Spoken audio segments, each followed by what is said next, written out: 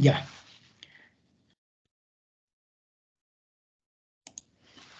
Ya pueden observar, ¿no? La diapositiva. Sí, doctor. Perfecto. Muy bien, entonces, hoy día vamos a tratar los trastornos hipertensivos del embarazo.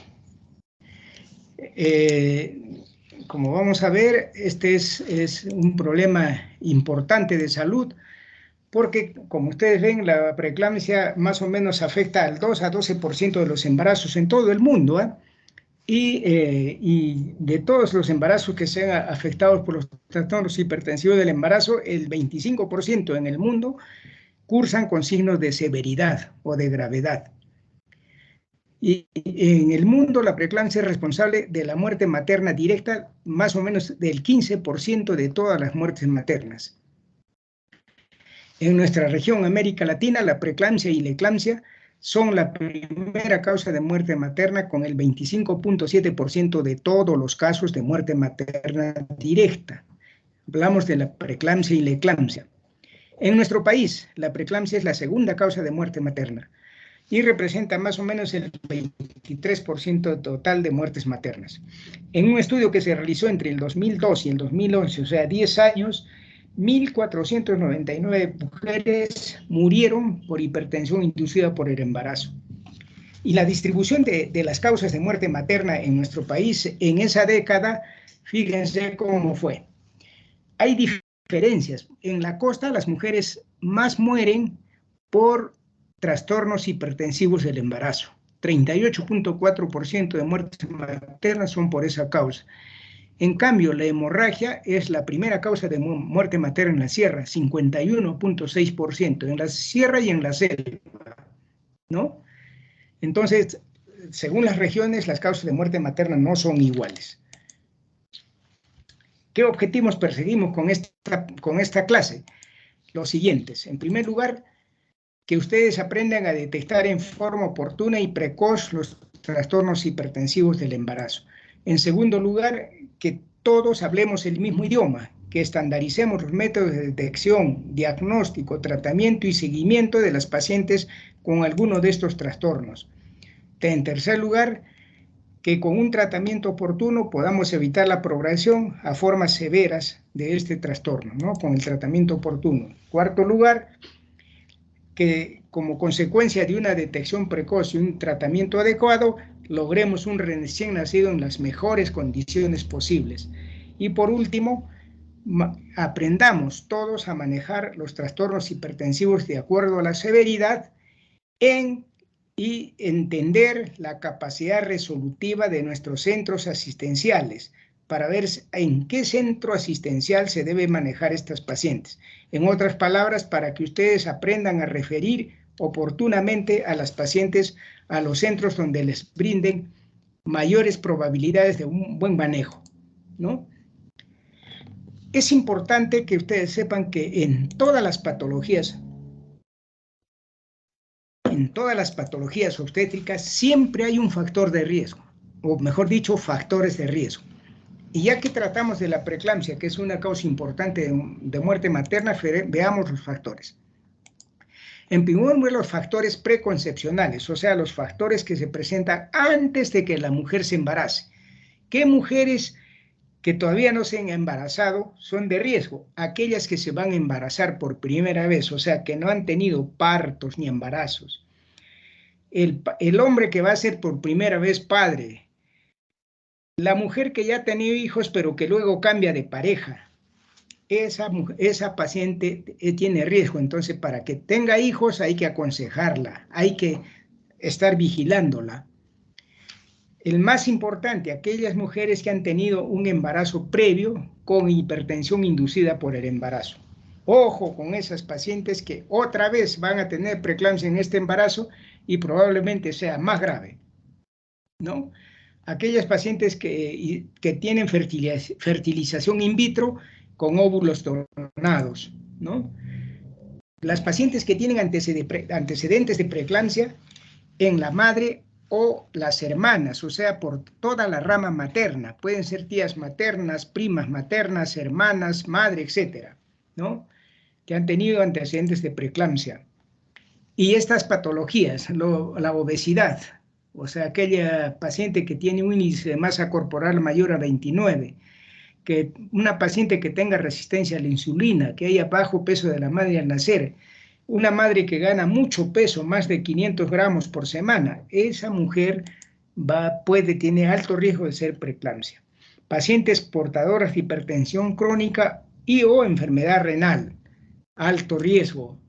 Pacientes con síndrome de anticuerpos antifosfolípidos también tienen alto riesgo. Pacientes portadoras de trombofilia y de lupus eritematoso sistémico, alto riesgo. Vayan tomando nota de todos esos factores de riesgo. Pacientes con diabetes mellitus, insulino dependiente o insulino no dependiente, igual es el riesgo. Pacientes que tienen historia familiar de hipertensión, padres, madres, etcétera, abuelos que han tenido hipertensión, también son de riesgo. Y otros factores de riesgo menos importantes, por ejemplo, la exposición limitada a espermatozoides. Las gestantes que se embarazan con la primera relación sexual o con pocas relaciones sexuales tienen alto riesgo de preeclampsia. Mientras más tiempo antes de embarazarse la mujer se exponga a los espermatozoides de su pareja, va a disminuir el riesgo de preeclampsia. Inclusive se han calculado cuánto disminuye por años de exposición, ¿no? Mientras más años, mucho mejor. Inseminación con donador, la fertilización in vitro con donación de espermas. Un varón que tuvo pareja anterior con hipertensión inducida por el embarazo, puede que su nueva pareja también le produzca hipertensión. Pacientes que tienen restricción del crecimiento intrauterino, desprendimiento prematuro de placenta, las gestantes tardías, gestantes o las adolescentes, periodos intergenéticos mayores a 10 y menores de 2 años, la pobreza extrema, etc. Esos son los factores preconcepcionales, o sea, todos estos factores están presentes antes de la gestación, antes de que la mujer se embarace, y es lo que tenemos que determinar nosotros. Les digo que ustedes tienen que hacer el primer control prenatal. Entonces, ustedes tienen que detectar estos factores de riesgo en una mujer que se embaraza por primera vez, ¿no? Ahora, ya cuando la mujer está embarazada, ¿qué factores son de riesgo cuando la mujer ya está embarazada? En primer lugar, una mujer que tiene embarazo múltiple, doble o triple, ¿no? Esa mujer nos puede hacer preeclampsia, alto riesgo. Una mujer que hace diabetes gestacional, o sea, le aparece diabetes durante el embarazo. Pacientes que tienen restricción del crecimiento intrauterino y pacientes con infección del tracto urinario, especialmente pielonefritis. Y otros trastornos, por ejemplo, anomalías congénitas, polidramnios, anomalías cromosómicas, etcétera, ¿no? Que ya son menos importantes.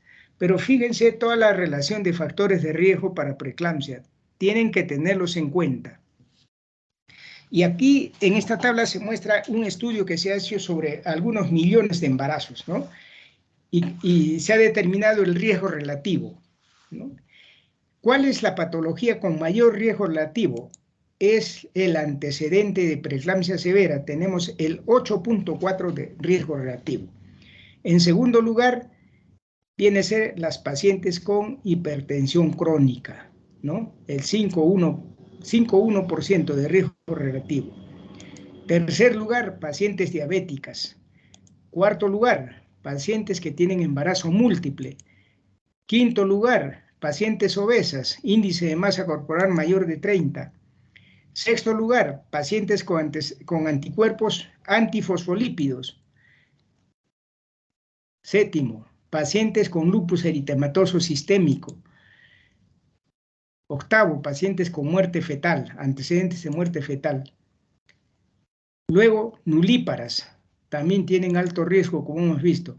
El desprendimiento prematuro de placenta también. Y finalmente la enfermedad renal crónica y la fertilización asistida, ¿no? El embarazo con fertilización asistida. Estos estudios se han hecho hace poco y ven, acá ya pueden ustedes valorar con estudios de control cómo es el riesgo relativo de los diferentes factores de riesgo. Bien. Entonces, ahora sí entremos a estudiar cómo se clasifican los trastornos hipertensivos del embarazo. Tenemos que se clasifican en hipertensión inducida por el embarazo, hipertensión crónica e hipertensión crónica con preeclampsia sobreañadida. Y ahora le añadimos la preeclampsia típica. La hipertensión inducida por el embarazo, ¿cómo se clasifica? Se clasifica en hipertensión gestacional, que es una hipertensión que aparece después de las 20 semanas y que no hay proteinuria. Preeclampsia, una hipertensión que aparece después de las 20 semanas, pero se acompaña de proteinuria, ¿no? Y puede ser leve si la presión no pasa de 140 a 90 y la proteinuria es menos de 300 miligramos en orina de 24 horas, y es severa si la presión arterial sistólica sobrepasa los 160, la diastólica sobre los 110, y la proteinuria es superior a 2 gramos. La proteinuria en orina de 24 horas, ¿no? Eclampsia. Entonces, la hipertensión inducida por el embarazo puede ser hipertensión gestacional, preeclampsia, eclampsia cuando aparecen convulsiones o coma, ¿no? Hay una paciente con hipertensión y de repente convulsiona y se pone en coma. Y el síndrome HELP, que es otra complicación grave con alta letalidad que se caracteriza por... HELP son las iniciales en inglés de hemólisis, enzimas hepáticas elevadas y plaquetopenia. Ya no es síndrome de HELP, porque si decimos síndrome de HELP, hacemos alusión a que es el autor. Acá no hay autor, solo son las iniciales de la patología, hemólisis, enzimas hepáticas elevadas y plaquetopenia. Y la hipertensión crónica es aquella mujer que tiene hipertensión antes de las 20 semanas o antes de embarazarse, ¿no? Que puede ser primaria o esencial. Y una hipertensión crónica con preeclampsia sobreañadida, que es grave, es aquella paciente que tiene hipertensión antes de embarazarse o antes de las 20 semanas, pero que después de las 20 semanas aparece una proteinuria en aumento y sube ostensiblemente la presión arterial. Nuestras pacientes generalmente tienen signos de falla multiorgánica. Y la preeclampsia típica, que ahora ha aparecido, es aquella que se puede presentar con hipertensión gestacional o con proteinuria, nada más.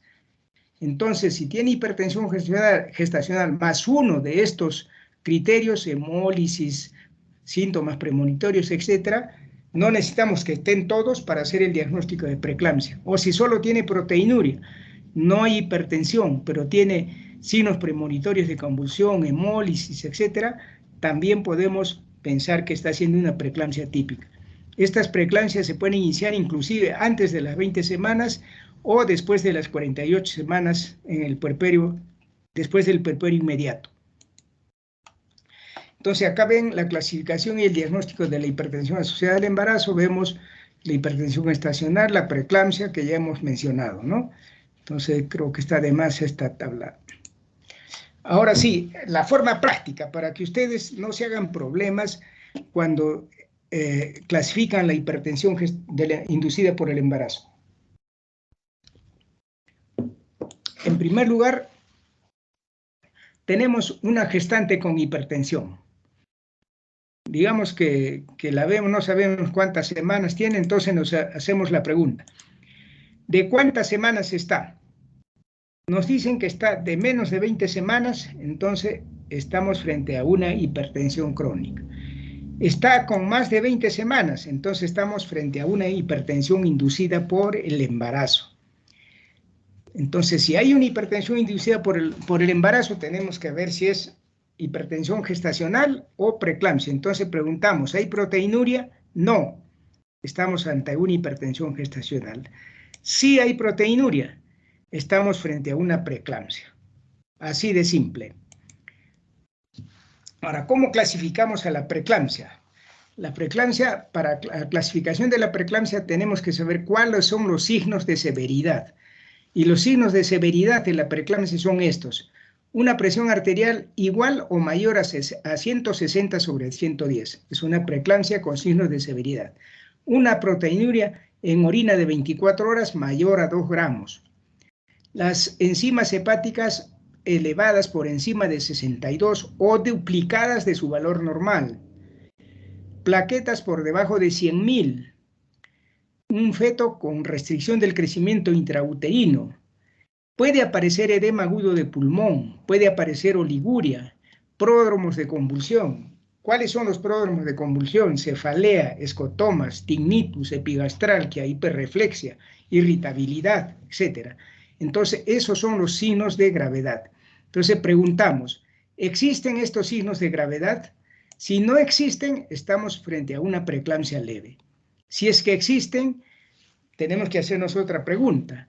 ¿Existe hemólisis, plaquetopenia y elevación de las enzimas hepáticas? Si nos dicen que no, estamos solamente frente a una preeclampsia grave. Si hay elevación de estas enzimas, entonces todavía tenemos que hacernos una pregunta. ¿La paciente está convulsionando o está en coma? Si no está, estamos ante un síndrome HELP.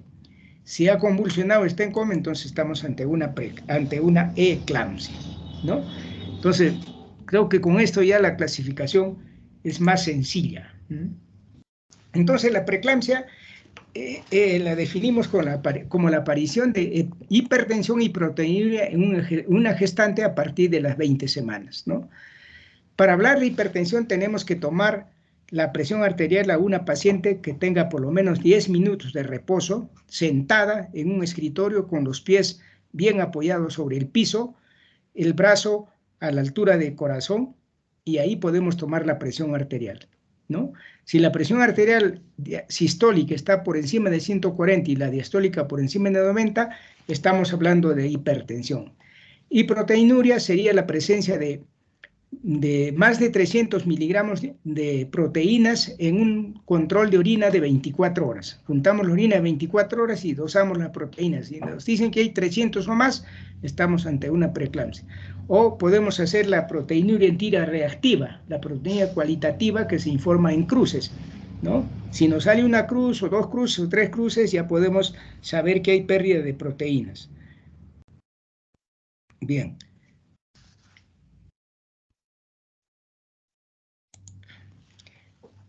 Ahora, finalmente ya veamos ahora, ya sabemos cómo hacemos el diagnóstico, ya hemos definido los términos bases. Ahora veamos qué es la preeclampsia. ¿Qué es la preeclampsia? La preeclampsia es hipertensión más proteinuria.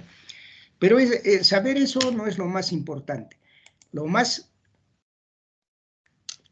importante es saber que la preeclampsia finalmente es una enfermedad del endotelio vascular generalizado, es un daño endotelial generalizado. O sea, esa es al final la preeclampsia. Entonces, la lesión endotelial se produce, ¿no? Esto se produce por isquemia placentaria. La isquemia placentaria libera sustancias tóxicas, dañan el endotelio lesionado va a producir más isquemia placentaria, y así estamos frente a un círculo vicioso, ¿no? Entonces, ¿cómo llegamos a eso? Entonces, tenemos que saber la etiología. Hasta la fecha no sabemos exactamente cuál es la causa, cuál es la etiología veraz de la preeclampsia, por eso no la podemos tratar, como vamos a ver posteriormente. Entonces, hay múltiples hipótesis, pero lo que más se acercan a la realidad, o lo que casi están demostrados fisiopatológicamente, son estos. Hay, en primer lugar, un implante placentario con invasión trofoblástica anormal de los vasos uterinos, como vamos a ver posteriormente. Segundo, hay una tolerancia inmunológica inadaptada entre los tejidos maternos, paternos, o sea, los placentarios y los fetales. O sea, el feto es un aloinjerto, ¿no es cierto? Tiene genes maternos y genes paternos que son extraños a la madre. Y entonces uno se pregunta, ¿cómo es que la madre acepta a este aloinjerto? Normalmente lo acepta, pero cuando esta tolerancia inmunológica no está bien, el feto es rechazado parcialmente o totalmente, depende. Si es rechazado parcialmente, probablemente se produzca una preeclampsia, y hay una mala adaptación materna a los cambios cardiovasculares o inflamatorios del embarazo normal. ¿Por qué esta mala adaptación materna a estos cambios? Especialmente en aquellas mujeres que tienen ya comorbilidades, por ejemplo, que tienen, o sea, aquellas patologías que dañan el endotelio, ¿no? Las dislipidemias, el lupus, la diabetes, etcétera, etcétera, ¿no? Y también hay factores genéticos, ¿no? que hacen que la preeclampsia se herede, por eso decíamos, el antecedente de las madres o de la línea materna de preeclampsia hace que nuestra paciente, si en la línea materna ha habido preeclampsia, es muy probable que también esta paciente haga preeclampsia. Entonces, la etiopatología es acá. Para explicarnos la etiopatología, cualquier teoría tiene que satisfacer, o explicarnos por qué en estas pacientes que vamos a describir se presenta la preeclampsia. ¿Por qué aquellas que se exponen a las vellosidades coriónicas por primera vez hacen preeclampsia? O sea, ¿por qué las nulíparas hacen preeclampsia? ¿Qué pasará? Lo que pasa es que estas pacientes, como que su sistema inmunológico no se ha expuesto mucho tiempo a los espermas paternos, ¿no? Y al no exponerse, pues si se embarazan precozmente con las primeras relaciones sexuales, es probable que el sistema inmune materno los rechace, ¿no? Si no totalmente, por lo menos parcialmente. Las mujeres que están expuestas a una superabundancia de vellosidades coriánicas, como aquellos embarazos múltiples o las portadoras de mola hidatidiforme, ¿no? Ustedes saben que los embarazos gemeleros a veces tienen 2 placentas, o sea, hay mucho trofoblasto. Estas pacientes pues tienen mucha carga genética paterna, entonces pueden hacer preeclampsia. Las que tienen afecciones preexistentes asociadas con la activación e inflamación de las células endoteliales, ese es un factor importante. Las diabéticas, las obesas, la enfermedad cardiovascular o renal, trastornos inmunológicos, influencias hereditarias y aquellas que están genéticamente predispuestas a la hipertensión durante el embarazo, o sea, que tienen genes. Por eso es que los investigadores se han preocupado por ver qué genes pueden estar asociados con el síndrome de preeclampsia. Y acá tienen una lista de genes que ya se han descubierto que tienen alguna relación con el síndrome. Y fíjense que decimos síndrome, no decimos enfermedad. El síndrome, porque afecta a muchos órganos, no es una enfermedad que afecte a un solo órgano, por eso se habla de síndrome. Bien, entonces la preeclampsia en resumen es una hipertensión más proteinuria que finalmente va a desencadenar una enfermedad endotelial vascular. Este endotelio vascular va a atacar a todos los órganos, especialmente a los nobles. Por ejemplo, el riñón. En el riñón vamos a tener hipertensión y proteinuria. En el torrente vascular vamos a tener hemólisis, plaquetopenia. En el hígado, ¿qué vamos a tener? Vamos a tener alteraciones hepáticas, enzimas hepáticas elevadas, disfunción hepática. Y en el cerebro, mujeres con eclampsia que convulsionan. Pero eso no es todo. En el recién nacido también, o en el fetito, vamos a tener problemas, ¿no? Consecuencia de la insuficiencia placentaria, vamos a tener una restricción del crecimiento intrauterino, hipoxia fetal crónica y desprendimiento prematuro de placenta. Lo más importante es la restricción del crecimiento intrauterino. Fíjense, ese es el problema de la preeclampsia. Como ustedes ven, es multiorgánica, ¿no? Bien. Entonces, la preeclampsia es una variabilidad clínica. ¿Por qué? Porque afecta dos ambientes, al organismo materno y a la unidad fetoplacentaria. En la madre vamos a tener hipertensión, proteinuria, alteración, todo lo que hemos dicho, ¿no? Plaquetopenia, etc. En el lado fetal vamos a tener insuficiencia placentaria, restricción del crecimiento intrauterino, hipoxia, desprendimiento prematuro de placenta. Pero esto se correlaciona y se van formando círculos viciosos, ¿no? Entonces, ese es el problema de la preeclampsia. Si no la tratamos adecuadamente, va a la aceleración y a la falla multiorgánica. Por eso es importante tratar adecuadamente la preeclampsia. A ver, entonces, en la fisiopatología hemos visto que hay que los trofoblastos, dice, no hay una adaptación placentaria adecuada. ¿Por qué ocurre esto? Porque hay una placentación normal y una placentación anormal. Primero veamos cómo es la placentación normal. ¿Qué ocurre en un embarazo normal? Durante el embarazo hay 2 invasiones del trofoblasto hacia la decidua y hasta el miometrio y a las arterias espirales. Una es antes de las 6 semanas de gestación y la otra entre las 20 y 22 semanas de gestación. 2 invasiones de las células trofoblásticas, el citotrofoblasto, que invade la decidua, llega hasta el miometrio y las arterias. A ver, ¿qué ocurre en las primeras 6 semanas de gestación? Ahí tenemos la vellosidad corial con las células citotrofoblásticas que están marcadas con la flecha verde, ¿no? Vemos que estas células han invadido prácticamente toda la decidua. ¿Y qué vemos? Que no han tocado a las arterias espirales que están señaladas con la flecha roja, no las han tocado. Por lo tanto, el diámetro de la arteria espiral está indemne, no se ha modificado. ¿Qué pasa en la segunda invasión del trofoblasto? Estamos hablando de la placentación normal. En la segunda invasión vemos en la flecha verde que los trofoblastos han invadido ya toda la decidua y han llegado al miometrio. Ya ven acá en la flecha verde como los trofoblastos en el miometrio. Pero lo más importante es que estas células también han invadido a las arterias espirales. Fíjense, la flecha verde señala cómo han invadido las arterias espirales. ¿Qué les ha pasado a estas arterias? Se han quedado sin músculo y sin endotelio, porque el endotelio ha sido ocupado por las células trofoblásticas, por el citotrofoblasto, y tampoco responden, ya se han quedado sin respuesta a la inervación adrenérgica.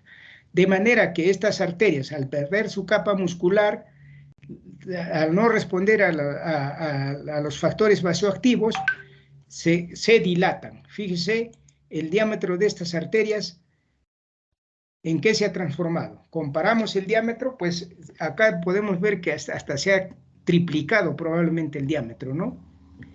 Solo de esta manera puede sobrevivir un embarazo normal, porque la dilatación de las arterias permite que llegue la cantidad de sangre adecuada al espacio intervelloso.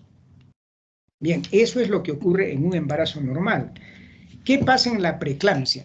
En la preeclampsia vemos cómo en el primer caso, en la primera lámina, estamos viendo el citotrofoblasto con un medido la decidua, han llegado hasta cierto nivel de las arterias y han destruido la capa muscular y han invadido pues las arterias espirales, ¿no?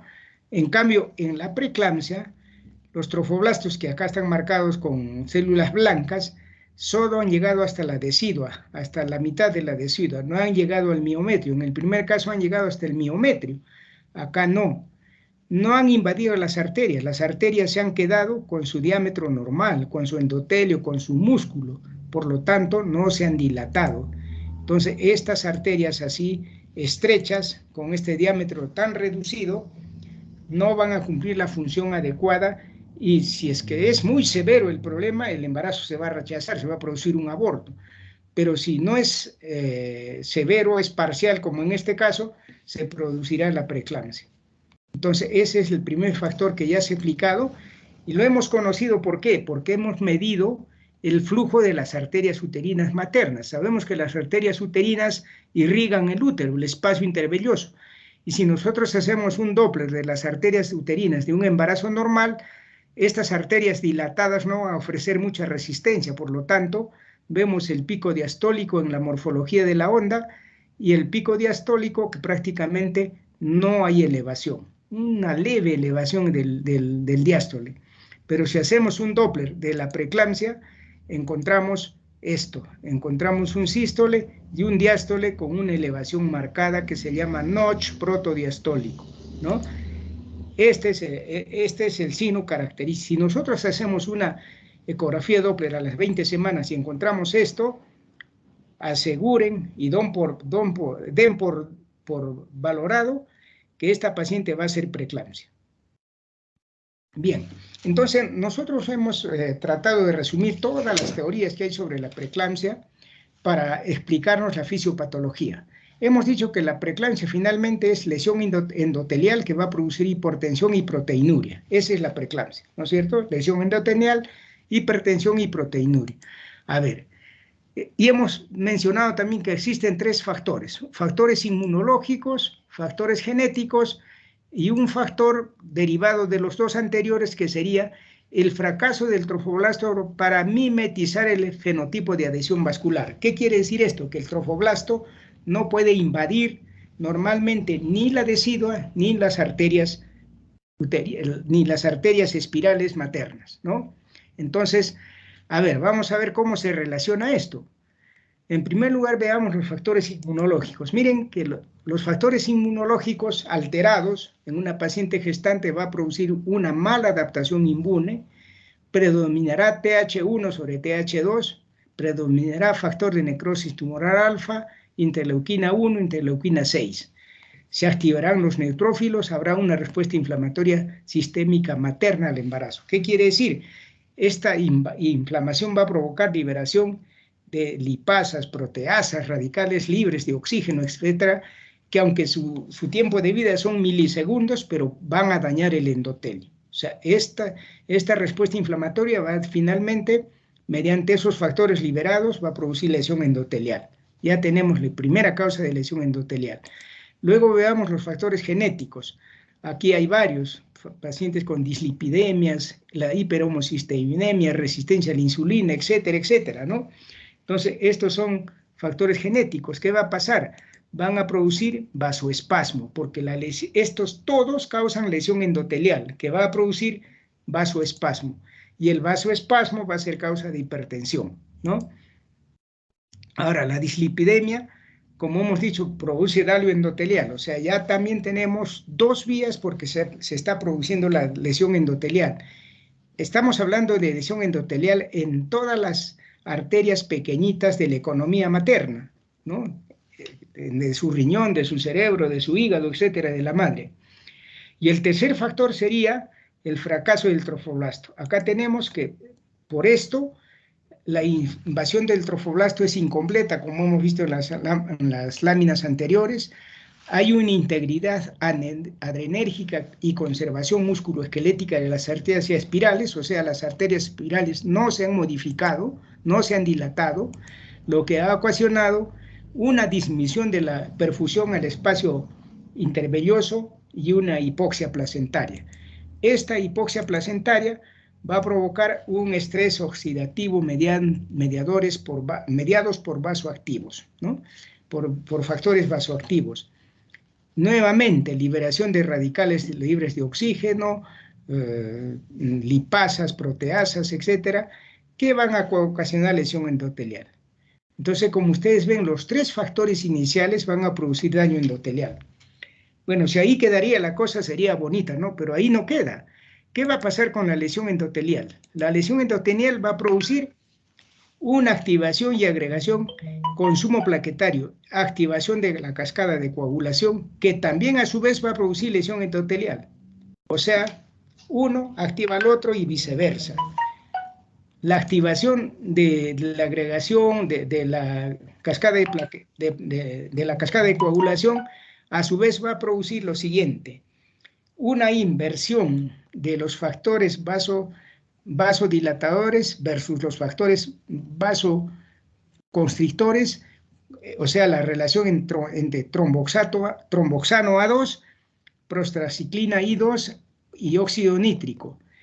Normalmente en el embarazo normal predominan los vasodilatadores, o sea, predomina prostraciclina I2 y óxido nítrico sobre el tromboxano A2. En la preeclampsia, gracias a esta activación de la cascada de coagulación, va a predominar tromboxano A2 sobre prostraciclina y óxido nítrico, lo cual va a causar una vasoconstricción generalizada. Y si hay una vasoconstricción generalizada, se va a producir una isquemia y muerte celular en los diferentes órganos de la economía materna. Entonces, el daño endotelial por sí mismo también lleva a esta patología, ¿no? Y a la vez, esta inversión de los vasoactivos, de los vasoconstrictores sobre los vasodilatadores también va a producir lesión endotelial. Entonces ya tenemos cómo se están cerrando los círculos, ¿no? Pero esta inversión de tromboxano A2 sobre prostraciclina, ¿qué va a ocasionar? Va a ocasionar un incremento en la sensibilidad a agentes vasopresores, o sea, angiotensina, a todos los vasopresores, lo cual obviamente va a producir más hipertensión, ¿no? Y el vasoespasmo que produjeron los factores genéticos también va a producir daño endotelial. Fíjense que se cerró un círculo malévolo, un círculo de la muerte, ¿no? Si nosotros no tratamos precozmente a esta paciente, va a llegar a una disfunción orgánica múltiple y obviamente a la muerte materna, ¿no? O sea, esa es la ruta, más o menos, en resumen, de lo que pasa en la preeclampsia. ¿Cómo vamos a tratar la preeclampsia? El único tratamiento conocido hasta la fecha de la preeclampsia es la finalización del embarazo. No existe tratamiento. No pretendan tratar una preeclampsia con antihipertensivos. No, más bien, más daño van a hacer a la paciente. Entonces, se tiene que evaluar si tenemos una paciente con preeclampsia leve o con sin signos de severidad o una preeclampsia con signos de severidad para ver si terminamos o no el embarazo. ¿Por qué vía? La más expeditiva, puede ser parto vaginal, por cesárea, depende de las condiciones obstétricas, ¿no? Y tenemos que también evaluar la edad gestacional, cómo vamos a manejar el recién nacido, ¿no?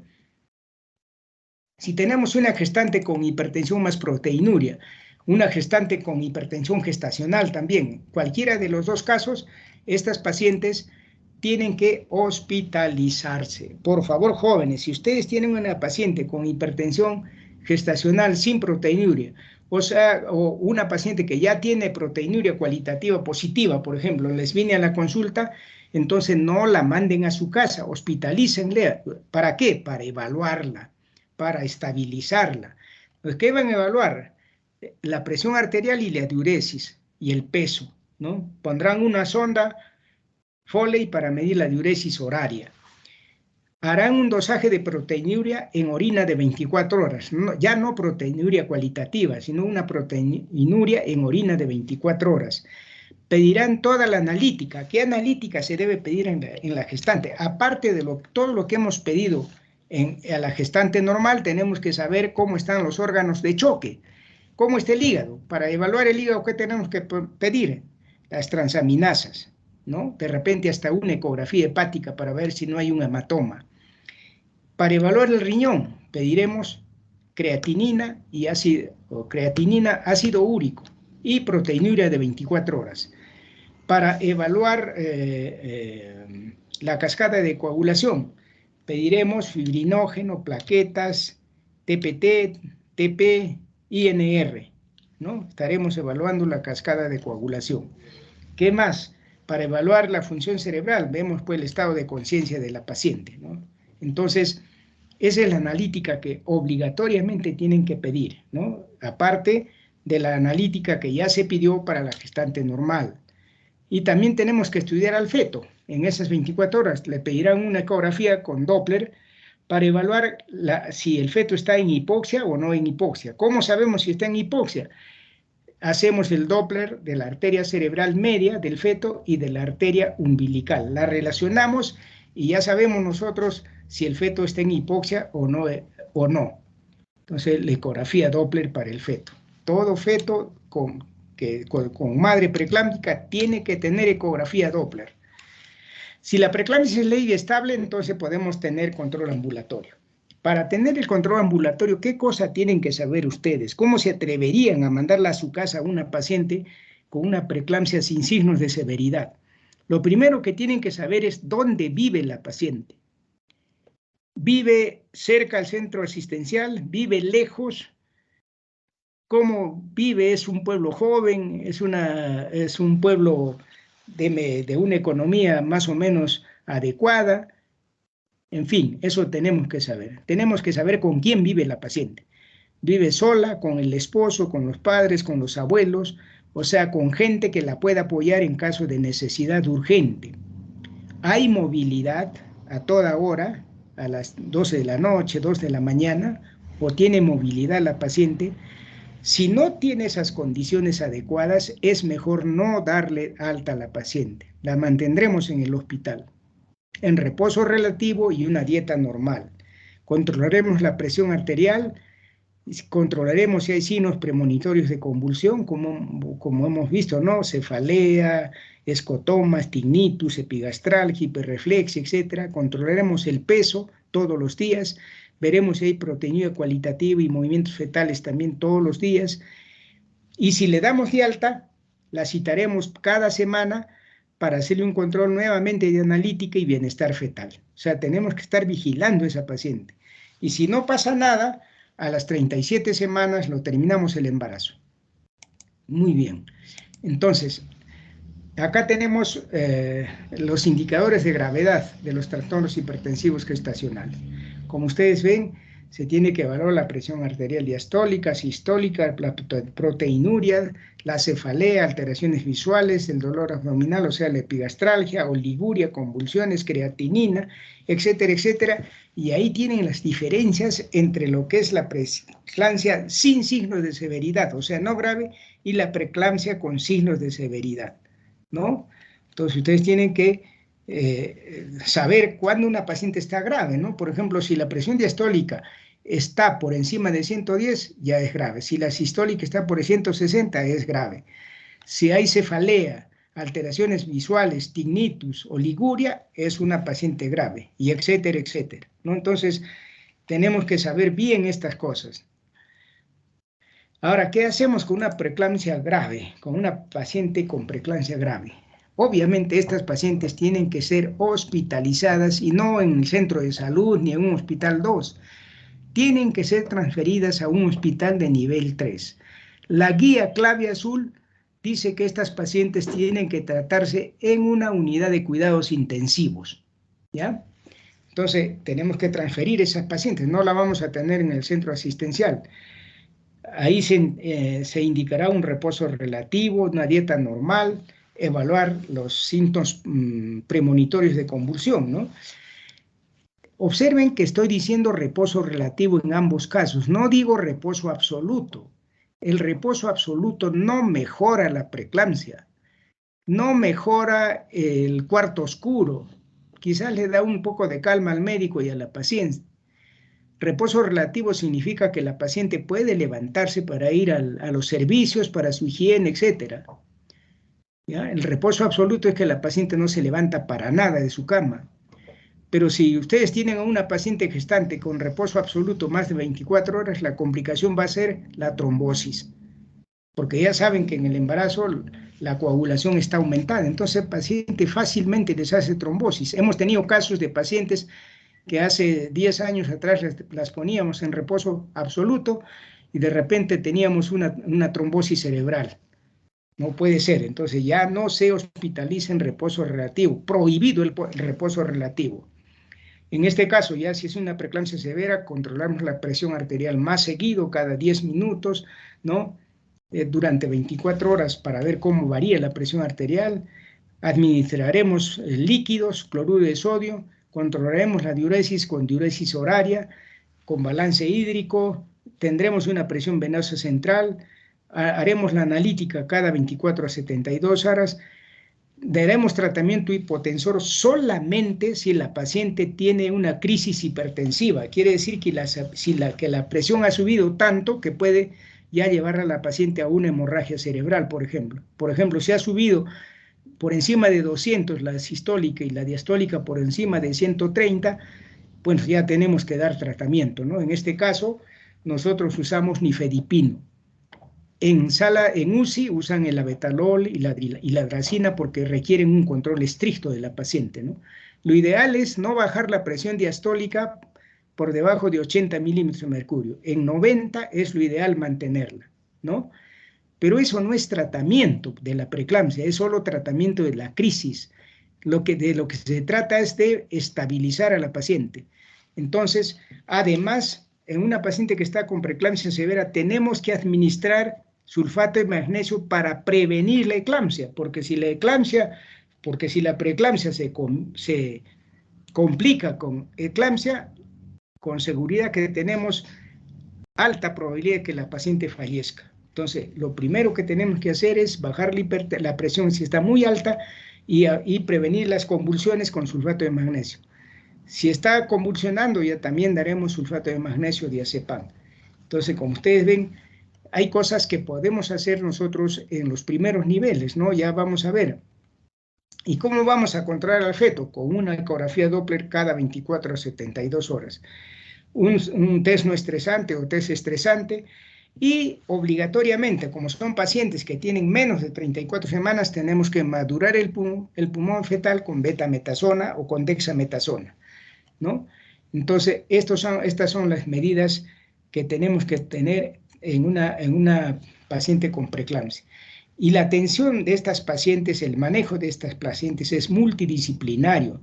Consultaremos al cardiólogo, al nefrólogo, al intensivista, al endocrinólogo, etcétera, etcétera, para un adecuado manejo de la paciente. Pero, si a pesar de todo lo que hemos observado acá, hemos hecho todo esto, y la paciente no mejora, la presión no la podemos controlar, la paciente le aparecen signos de convulsión a pesar de que hemos puesto sulfato de magnesio, en ese caso tenemos que terminar la gestación en el momento más adecuado, lo más rápido posible, y por la vía más expeditiva, o sea, por cesárea o parto vaginal. Generalmente es por cesárea, ¿no? Acá vamos a ver cómo vamos a tratar la preeclampsia severa para prevenir la convulsión, que es el aspecto más importante y que ustedes pueden hacerlo en su centro de salud. Ustedes cuando vayan a hacer serum probablemente van a tener estas pacientes. Entonces lo primero que tienen que hacer es administrar sulfato de magnesio para prevenir las convulsiones y transferirla con sulfato de magnesio. A ver, el sulfato de magnesio en el kit clave azul que van a tener en el centro de salud son ampollas que vienen al 20%. ¿Qué significa 20%? 20 gramos de sulfato de magnesio en 100 centímetros cúbicos de solución. Pero una ampolla tiene 2 gramos, o sea, en una ampolla hay 10 centímetros cúbicos. ¿Cómo vamos a administrar? Lo primero que tienen que saber es cómo la presentación de un medicamento. Ya está acá la presentación del sulfato de magnesio. ¿Cómo se administra? O sea, de 2 maneras. Una dosis de ataque, o dosis inicial, que también se llama, y una dosis de mantenimiento. Apenas llega la paciente y ustedes agarran 2 ampollas de sulfato de magnesio, o sea, 4 gramos, que son 20 centímetros cúbicos, los diluyen en 80 centímetros de cloruro de sodio al 9 por 1000 y lo pasan vía endovenosa en 20 minutos, ya sea por Volutrol, si es que tienen, o si no, si tienen Volutrol a 300 microvatios por minuto o a 5 centímetros cúbicos por minuto. Ya está, en 20 minutos pasan esa dosis inicial. Y el mantenimiento es 1 gramo por hora durante 24 horas. Aquí se ha calculado para solo 6 horas, ¿no? 6 gramos, 920 centímetros de cloruro de sodio, durante 6 horas a 53 gotas por minuto. Ustedes ya calcularán cuánto tienen que poner para mantener un goteo de 1 gramo por hora durante 24 horas. Si ponemos 10 ampollas, me parece que está bien, en 1 litro, o si ponemos 12, tampoco nos pasamos mucho. Pero ustedes tienen que hacer el cálculo exacto y tienen que determinar también las gotas. No se olviden, jóvenes, que ustedes dan la indicación. La enfermera, la obstetriz, solo cumple lo que ustedes digan. Si dan una mala indicación, responsabilidad de ustedes, ¿no? Entonces, tienen que saber que 1 centímetro cúbico de suero tiene 20 gotas. Tienen que saber estas concentraciones, 6 gramos. ¿Cuántos gramos tengo que poner para que pase 1 gramo por hora durante 24 horas? Eso se calcula mediante reglas de 3 que ustedes las saben muy bien. Bien, entonces, como decía, ¿cuándo vamos a finalizar el embarazo? Si hay bajo riesgo de prematuridad, la preeclampsia no es severa, vamos hasta las 37 semanas. Si es grave y podemos mantenerla hasta las 32 semanas, ahí lo terminamos el embarazo. Pero como les dije, si las cosas se van agravando, el laboratorio se agrava, el estado hemodinámico de la paciente, la presión o el feto se pone grave, tenemos que terminar el embarazo. Porque puede ser que la paciente esté más o menos, pero el feto ya lo vemos que está haciendo una hipoxia severa. Tenemos que terminar el embarazo en cualquier momento y por la vía más rápida, ¿no? Bien, ahora, si tenemos una paciente con eclampsia, ¿cuál sería el tratamiento? Como ustedes, cuando reciban una paciente con eclampsia convulsionando, se van a asustar, obviamente. Y hasta nosotros nos asustamos. Estas pacientes tienen que tener tratamiento en UCI, ¿no? Es similar a la preeclampsia severa, la colocamos, ustedes la ponen en su centro de salud, en decúbito lateral izquierdo, para que no se aspire la paciente. Tenemos que estar controlándola permanentemente y aplicar el ABC. Una vía aérea permeable, tenemos que ver que la paciente no tenga la vía aérea obstruida, una ventilación adecuada, le ponemos oxígeno con máscara, y una vía, canalizamos una vía adecuada, ¿no? Con un catéter número 14, 16 o 18, y así tenemos a una paciente controlada. Pero acá también ustedes tienen la obligación de poner sulfato de magnesio. Sabiendo ya la presentación del sulfato de magnesio, acá la dosis de ataque ya no es 4 gramos, 6 gramos. O sea, 3 ampollas en 70 centímetros de cloruro de sodio, lo pasamos en 20 minutos a 300 microgotas si es Volutrol, o a 5 centímetros cúbicos por minuto. Y la dosis de mantenimiento ya no es 1 gramo por hora, son 2 gramos por hora. Acá le han calculado solamente para 4 horas, ¿no? 8 gramos en 930 centímetros cúbicos a 80 gotas. Se reevalúa a la paciente, ¿no? Si presenta una nueva convulsión, le administramos otra vez sulfato de magnesio, ahora ya no los 6 gramos, solo 2 gramos en 40 centímetros cúbicos de solución, y le pasamos en 5 a 10 minutos, más rápido, ¿no? 5 a 10 minutos.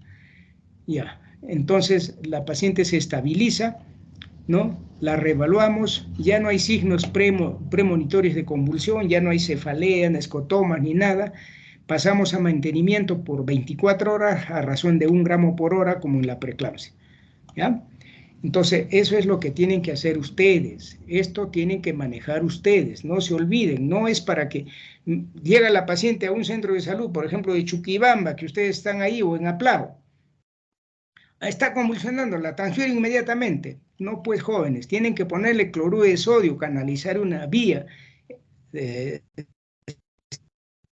Si está con crisis hipertensiva de la presión muy alta, le dan un nifedipino vía oral, que tome la paciente, nunca sublingual. El nifedipino nunca se da sublingual. Bien.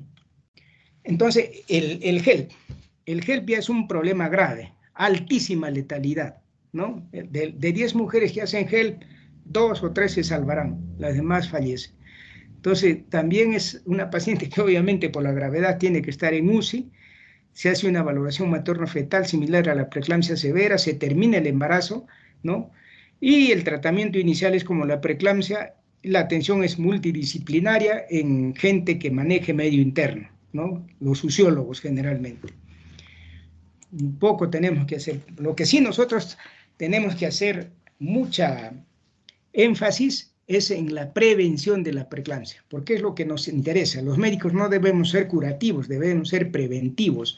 Entonces, tenemos que saber que hay una prevención primaria, una prevención secundaria y una prevención terciaria. ¿Cómo vamos a prevenir la preeclampsia? La prevención primaria. En la prevención primaria significa tomar medidas o considerar factores de riesgo antes de la gestación, antes de que la mujer esté embarazada. ¿Y qué tenemos que ver? En primer lugar, ver cómo vive la paciente, cuándo piensa casarse, cuándo piensa tener el primer hijo, para evaluarla, ¿no? Entonces, tenemos que ver que si esta paciente es obesa. Si es obesa, tiene problemas con la insulina, tiene problemas con la glucosa, en fin, ¿no? ¿Qué más hay que tratar? Esta paciente que tiene con todo derecho las ansias de embarazarse, tenemos que tratarla primero, estabilizarla antes de que se embarace. Si es una paciente que tiene varias otras morbilidades, ¿no? Puede ser que tenga problemas pulmonares, cardíacos, problemas renales, problemas con las articulaciones, problemas inmunológicos, anticuerpos, antifosfolípidos, etcétera, etcétera. Antes de que se embarace haremos las interconsultas a todos los especialistas y si la compensamos, muy bien, de repente podemos permitir el embarazo, pero si es un problema grave, entonces ahí nosotros ya tenemos que hablar claramente con la paciente. Si todavía pretende la paciente, por sobre todas las cosas del mundo, tener hijos, Entonces, le decimos, señora, vamos a diferir un poco su embarazo. Primero la vamos a estabilizar de sus problemas que tiene, y una vez que esté estable, le retiramos los anticonceptivos y ya puede embarazarse. Pero si es una paciente que tiene ya una morbilidad crónica grave, por ejemplo, una cardiopatía 3, etcétera, no le vamos a permitir el embarazo porque sabemos que esa paciente se va a morir. Entonces, ¿qué tenemos que hacer? Tenemos que persuadirla para que se utilice un método anticonceptivo más seguro. ¿Cuáles son? Los quirúrgicos, una ligadura de trompas o una vasectomía, ¿no? Eso sería la prevención primaria. Ahora veamos la prevención secundaria. La prevención secundaria se orienta a lo que siempre les he dicho a mis alumnos en la práctica. La primera consulta que realiza, que tiene que hacerse a una gestante, la realiza el médico. La primera y la segunda consulta. ¿Por qué? Porque el médico es el que va a detectar, va a diagnosticar o va a determinar el riesgo obstétrico de la paciente. Entonces, ustedes tienen que saber qué riesgo tiene una paciente que se embaraza para tal o cual patología. Entonces, ya hemos visto la prevención primaria, ¿no es cierto? Ahora veamos la prevención secundaria. La prevención secundaria es posible, la podemos hacer si tenemos los siguientes requisitos. ¿Conocemos los mecanismos fisiopatológicos de la enfermedad? Sí los conocemos, ¿no es cierto? Ya lo hemos visto, en parte. Segundo, ¿tenemos disponibilidad de métodos de detección precoz? O sea, ¿cómo hacemos los cribados? ¿Cómo hacemos los tamizajes? ¿Cómo hacemos la detección precoz? Los screening, si quieren. Todos esos nombres tienen la detección precoz. ¿Cómo hacemos? ¿Tenemos métodos? Vamos a ver si los tenemos o no. Y en tercer lugar, si hemos hecho todos los dos anteriores, tenemos medidas de corrección de los cambios fisiopatológicos, es decir, podemos corregir, evitar en lo posible que el daño sea grave. A ver, esos son los tres elementos de la prevención secundaria. En primer lugar, disponibilidad de métodos de detección precoz. Tenemos que considerar las posibilidades de falsos positivos y falsos negativos, sobre todo de estos. Incremento de la presión arterial diastólica en el segundo trimestre, incremento excesivo del peso materno, incremento del ácido úrico, proteinuria positiva en tira reactiva. Estos 4 métodos que tenemos de detección precoz tienen mucho falso positivo y falso negativo. Otros métodos modernos, la ecografía Doppler, ¿no?, de las arterias uterinas maternas. Si el índice de pulsatilidad está por encima del percentil 90 entre las 11 y 14 semanas, tenemos que repetir la ecografía entre las 18 a 24 semanas y nos va a producir formas severas de trastornos hipertensivos del embarazo. Ya tenemos, esto es un poco más seguro. Y ahí tenemos la morfología de la onda de las arterias uterinas maternas derecha e izquierda, ¿no? Pero además tenemos marcadores bioquímicos, ¿no? Por ejemplo, tenemos la proteína A en suero asociada al embarazo, llamada PAP-A, el factor de crecimiento placentario, que debe estar por debajo del percentil 5, igual que el factor de crecimiento endotelial vascular, factor de crecimiento endotelial vascular. También puede ser la activina, la inhibina, la endoglina, en fin, hay muchos marcadores. En Arequipa nosotros estamos haciendo la PAP-A y creo que ya tenemos el factor de crecimiento placentario. El más importante ahora es el dosaje de la tirosinquinasa 1 similar a FM soluble, ¿no?, que generalmente está alta entre las... Esto se hace, el dosaje de estos marcadores es mejor entre las 10 y 11 semanas. Mientras la proteína A asociada al embarazo, el factor de crecimiento placentario, el factor de crecimiento endotelial vascular favorecen el crecimiento endovascular, la tirosinquinasa 1 se opone a ese crecimiento endovascular del trofoblasto.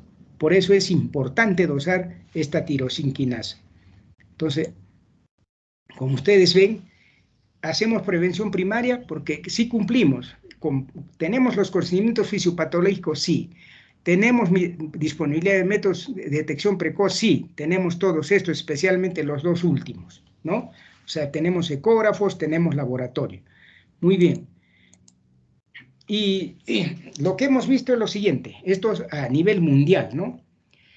Cuando hacemos estudios que combinan los antecedentes, o sea, que evaluamos los factores de riesgo maternos en la historia clínica, el Doppler de las arterias uterinas y las pruebas bioquímicas entre las 11 a 13 semanas de gestación, identificamos el 90% de los embarazos que posteriormente desarrollarán preeclampsia temprana, o sea, aquellos que van a tener preeclampsia antes de las 34 semanas, que son las más graves.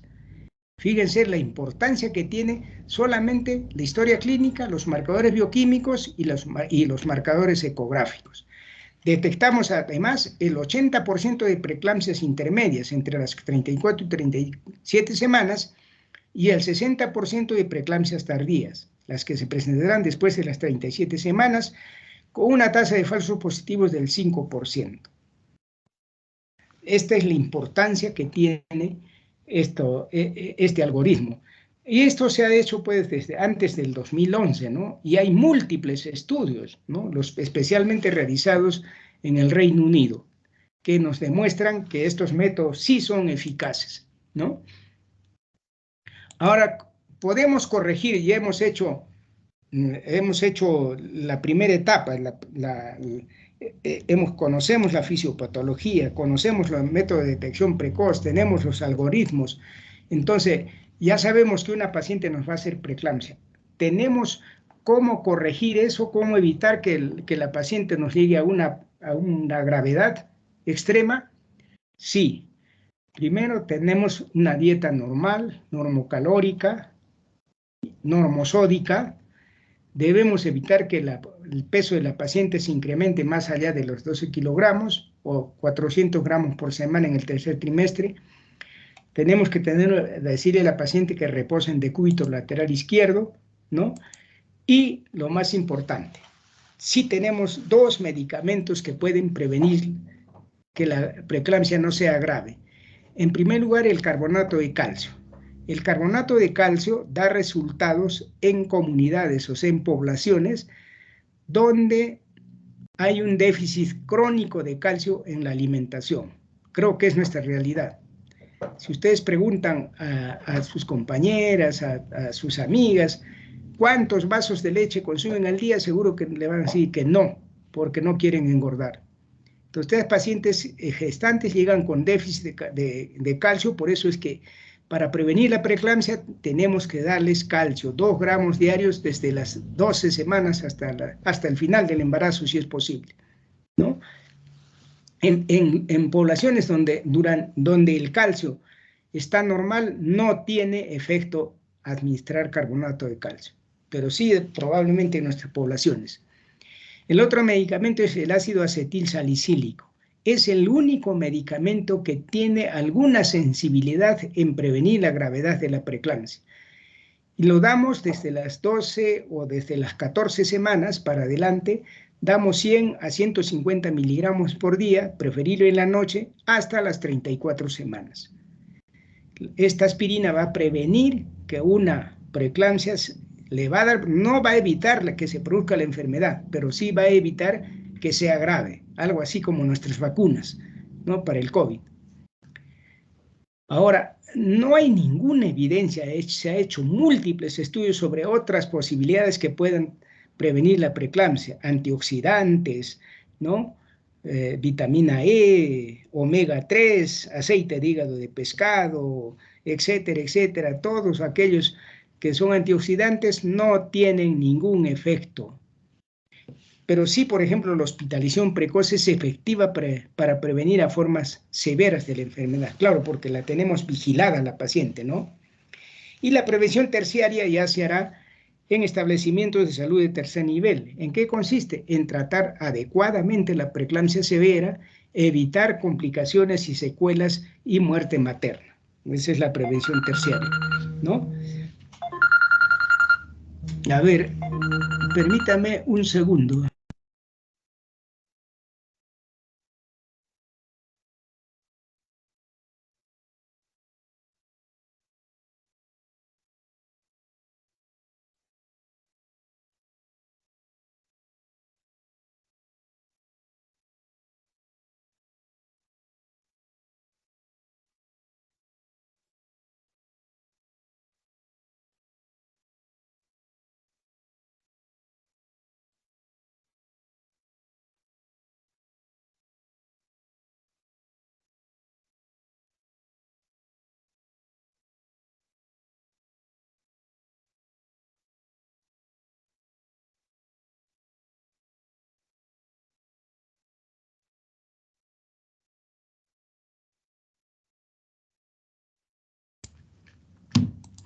Bueno, a esta tablita le he puesto para que ustedes evalúen la ganancia de peso, ¿ya?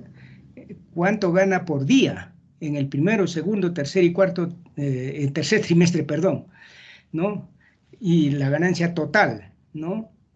La demanda de energía, etcétera. Esto tenemos que saberlo, ¿no? Para ver si está ganando adecuadamente o no el peso la paciente. No es importante. Bueno, creo que eso es todo, ¿no? Eh, Les agradezco su atención y creo que he tratado de darles un resumen apretado de lo que es preeclampsia. En realidad, para hablar de preeclampsia tendríamos que tener unas 5 o por lo menos unas 6 clases para hablar de toda la fisiopatología de preeclampsia, todos los cambios que producen el embarazo. Es muy complicado. A ustedes lo que se les ha dado es lo que tienen que saber para prevenir la muerte materna por preeclampsia. Muchas gracias, jóvenes. Muchas gracias, doctor. Ya. ¿De qué? Gracias. Hasta luego. Hasta Gracias. luego, jóvenes. Hasta luego, doctor.